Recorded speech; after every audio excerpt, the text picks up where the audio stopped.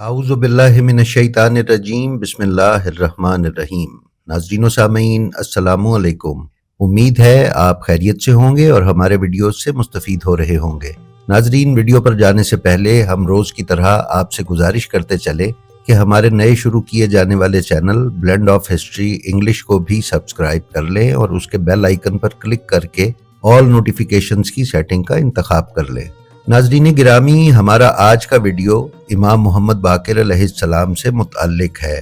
اموی بادشاہ عبد الملک بن مروان جب تخت حکومت پر بیٹھا تو اس نے امام محمد باقر علیہ السلام کو مدینہ سے شام طلب کیا۔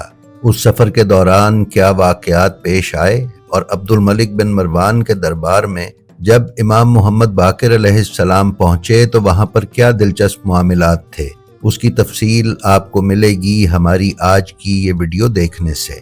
تو آئیے چلتے ہیں اپنی آج کی ویڈیو پر۔ ناظرین، کتاب الخرائج والجرائع میں علامہ قطب الدین راوندی نے امام جعفر صادق علیہ السلام سے روایت کیا ہے کہ جب عبد الملک بن مروان نے حکومت سنبھالی تو اس نے میرے والد محمد بن علی یعنی امام محمد باقر علیہ السلام کو دمشق طلب کیا۔ ہم نے رخت سفر باندھا اور اس سفر پر اپنے والد کے ساتھ میں بھی تھا۔ ہم سفر کرتے کرتے مدین کے علاقے میں پہنچے۔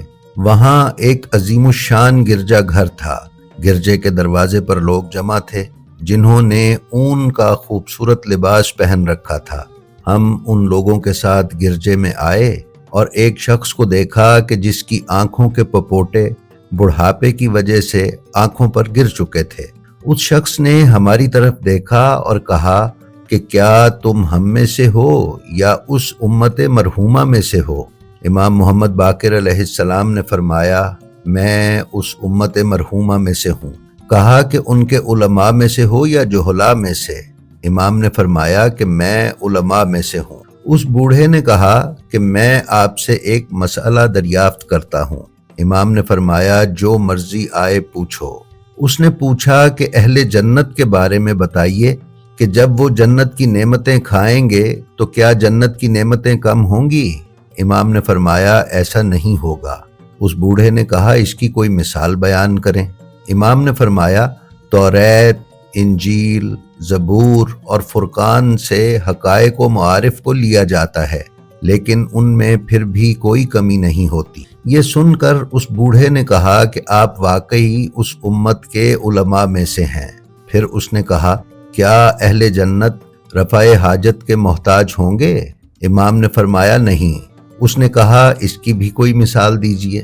امام نے فرمایا، بچہ ماں کے شکم میں کھاتا پیتا رہتا ہے لیکن رفع حاجت نہیں کرتا۔ اس بوڑھے نے کہا، آپ نے بالکل سچ فرمایا۔ پھر اس بوڑھے نے حضرت سے کئی سوالات کیے اور میرے والد نے ان کے جوابات دیے۔ پھر اس نے پوچھا کہ یہ فرمائیے، وہ دو لوگ کون ہیں جو ایک ہی وقت میں پیدا ہوئے اور ایک ہی وقت میں مر گئے؟ ایک 150 سال زندہ رہا اور ایک صرف 50 سال۔ یہ کون تھے اور ان کا قصہ کیا تھا؟ امام نے فرمایا، یہ عزیر اور عزیرہ ہے۔ اللہ تعالیٰ نے عزیر کو 20 سال نبوت سے سرفراز کیا، پھر اسے 100 سال کے لیے موت دے دی، پھر اسے زندہ کیا، اس کے بعد وہ 30 سال زندہ رہے اور پھر یہ دونوں ایک ہی وقت میں مر گئے۔ یہ سن کر وہ بوڑھا بے ہوش ہو گیا۔ امام جعفر صادق علیہ السلام فرماتے ہیں کہ پھر میں اور میرے والد کھڑے ہوئے اور گرجے سے باہر نکل آئے۔ کچھ دیر بعد ایک جماعت گرجے سے باہر نکل کر ہمارے پاس آئی کہ ہمارا وہ بوڑھا اسقف آپ کو بلاتا ہے۔ میرے والد نے فرمایا کہ مجھے تمہارے اس اسقف کی ضرورت نہیں ہے، اگر اسے کوئی ضرورت ہے تو وہ خود ہمارے پاس آ جائے۔ یہ سن کر وہ لوگ گرجے کے اندر گئے اور اسے اٹھا کر باہر لے آئے۔ وہ بوڑھا اسقف میرے والد کے سامنے بیٹھ گیا۔ اس نے امام سے سوال کیا، آپ کا نام کیا ہے؟ امام نے فرمایا، میرا نام محمد ہے۔ اس نے کہا، کیا آپ وہ محمد ہیں جو نبی ہیں؟ امام نے فرمایا، نہیں، میں ان کی بیٹی کا فرزند ہوں۔ بوڑھے نے پوچھا، آپ کی والدہ کا کیا نام ہے؟ امام علیہ السلام نے فرمایا، میری والدہ کا نام فاطمہ ہے۔ بوڑھے نے پوچھا، آپ کے والد کا کیا نام ہے؟ امام نے فرمایا میرے والد کا نام علی ہے۔ بوڑھے نے کہا کیا ان کا نام ایلیا ہے؟ ناظرین، علی کو عبرانی زبان میں ایلیا کہا جاتا ہے۔ امام نے فرمایا ہاں۔ پھر اس بوڑھے نے سوال کیا کہ آپ کے والد شبر کے فرزند تھے یا شبیر کے؟ امام نے فرمایا میرے والد شبیر کے فرزند تھے۔ یہ سننا تھا کہ اس بوڑھے نے کلمہ پڑھا اور مسلمان ہو گیا۔ پھر امام جعفر صادق علیہ السلام فرماتے ہیں کہ ہم نے اس گرجے سے آگے کا سفر اختیار کیا اور منزلیں طے کرتے ہوئے دمشق میں عبد الملک بن مروان کے پاس پہنچ گئے۔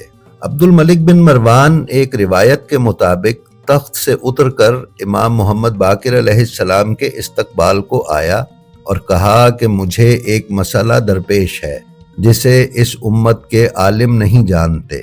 اسی سلسلے میں نے آپ کو زحمت دی ہے، مجھے اس بارے میں آگاہ فرمائیے۔ امام نے فرمایا جو پوچھنا چاہتا ہے پوچھ۔ اس نے کہا کہ جس روز اس امت نے اپنے مفترض الاطاعت امام کو قتل کیا تو اللہ تعالیٰ نے ان کو کون سی عبرت دکھائی؟ امام نے فرمایا وہ عبرت یہ تھی کہ جو بھی پتھر اٹھایا جاتا تھا اس کے نیچے سے تازہ خون جوش مارتا ہوا نکلتا تھا۔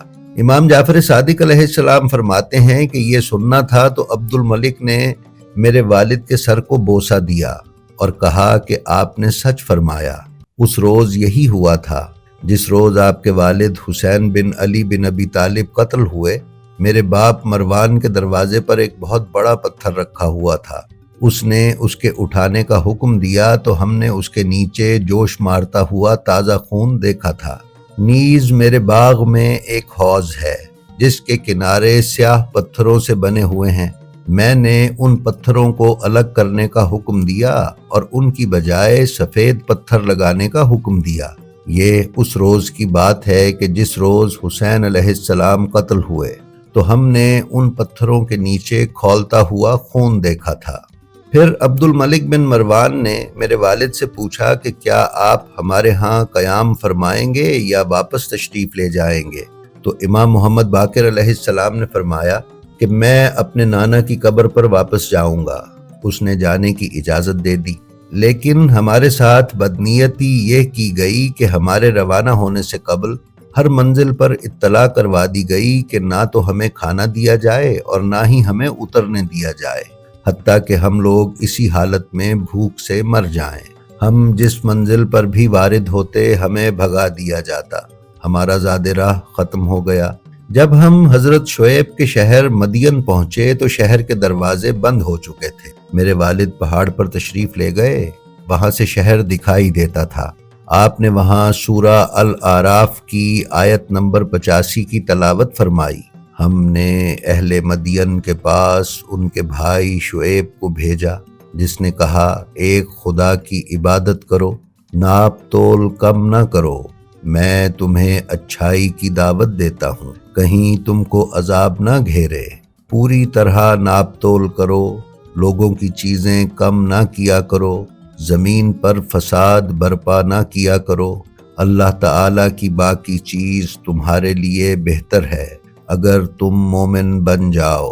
پھر امام محمد باقر علیہ السلام نے اپنی آواز بلند کر کے فرمایا خدا کی قسم ہم بقیت اللہ ہیں۔ یہ سنا تو لوگوں نے ہمارے آنے اور حالات کی اس بوڑھے اسقف کو خبر دی اور اسے اٹھا کر امام محمد باقر علیہ السلام کی خدمت میں لے آئے، ساتھ ہی بہت سا کھانا بھی لائے اور ہماری خوب مہمانی کی۔ عبد الملک بن مروان کو جب اس بوڑھے اسقف کی ہماری مہمان نوازی کا پتہ چلا تو اس نے اسے شاہی حکم کی نافرمانی کے جرم میں قید کرنے کا حکم دیا۔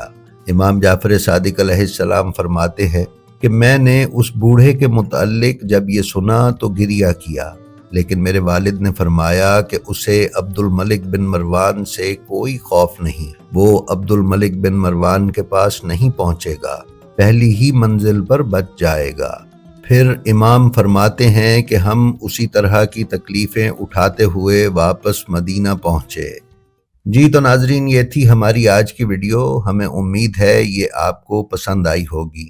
اگر آپ ہمارے چینل بلینڈ آف ہسٹری اور بلینڈ آف ہسٹری انگلش پر نئے ہیں تو برائے مہربانی ان چینلز کو سبسکرائب کر لیں اور ان کے بیل آئیکن پر کلک کر کے آل نوٹیفیکیشنز کی سیٹنگ کا انتخاب کر لیں تاکہ آپ ان پر پیش کیے جانے والے کسی بھی ویڈیو سے محروم نہ رہ سکیں۔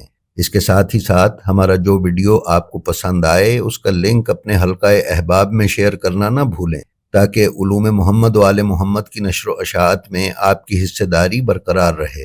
ہماری آپ سے یہ بھی درخواست ہے کہ آپ اپنا اور اپنے متعلقین کا بے حد خیال رکھیں اور خلق خدا میں آسانیاں تقسیم کرتے رہیں۔